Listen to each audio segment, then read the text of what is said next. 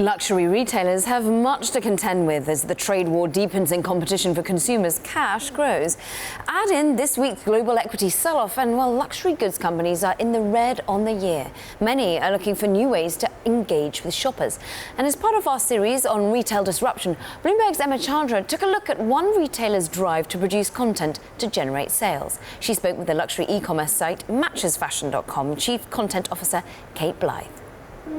So I think things have really changed in the retail landscape over the years.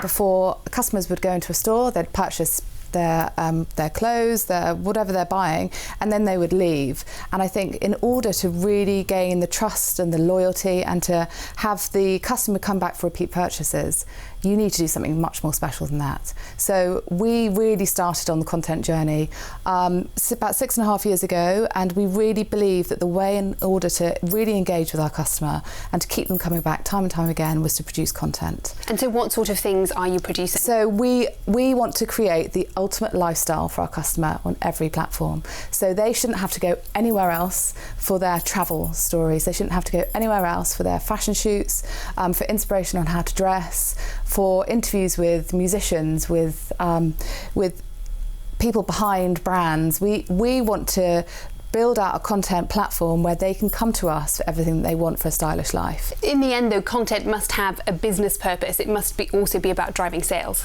Sure, and it's about engagement. And we find that our customers who read our content are 24% more likely to make a purchase the same day than people who don't read our content. It is so powerful that people come to us for the quality and the different types of content than they would go to other platforms. And you're happy with that conversion rate? Yes, and I think we can do a lot more with it. Now, Matches Fashion has also made another big move in recent weeks. It's opened a brand new physical space, 7,000 square foot, in the heart of London's swankiest district, quite frankly, in Mayfair. But Matches Fashion also gets 95% of its sales online. Why would you need to open a physical space if you're doing so well selling online? We've always wanted to build an experience, and we always wanted to build a space where people could experience the online world that we've created.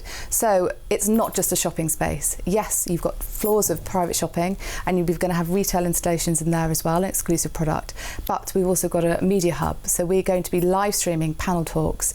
We'll be doing podcasts with all the designers that come into the house. So the idea that we're actually making an experience for the customer and doing something quite special. We're trying to create a physical manifestation of the site. So it's a content as well as a commerce hub? It's exactly that. And so what do your competitors think of this, the likes of Net-a-Porter or Farfetch? I think what we're doing is very different to what anyone else is doing. We are really creating a content space as well as a shopping space. And I think by being really experiential, anyone can walk into the space.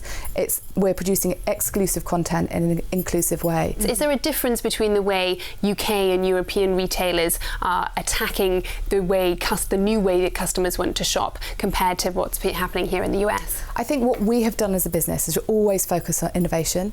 So there's something that's so intrinsic to the business and the brand that we will take a risk. We want to try things that no one else has tried before, and we will be the trailblazers. And I think that's really exciting.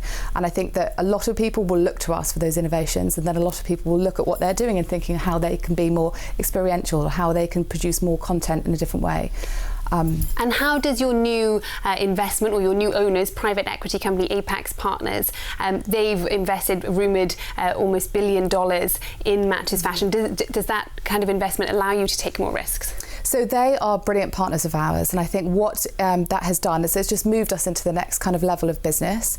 There's so much potential for growth and so much potential for change and innovation within our business, and we want to keep pushing the envelope and doing things our way and doing things differently. So what's the next iteration for the business? I think at the moment we're just focusing on growth, and we're just focusing on being as innovative and challenging and disruptive as we can, but always in a very luxurious way.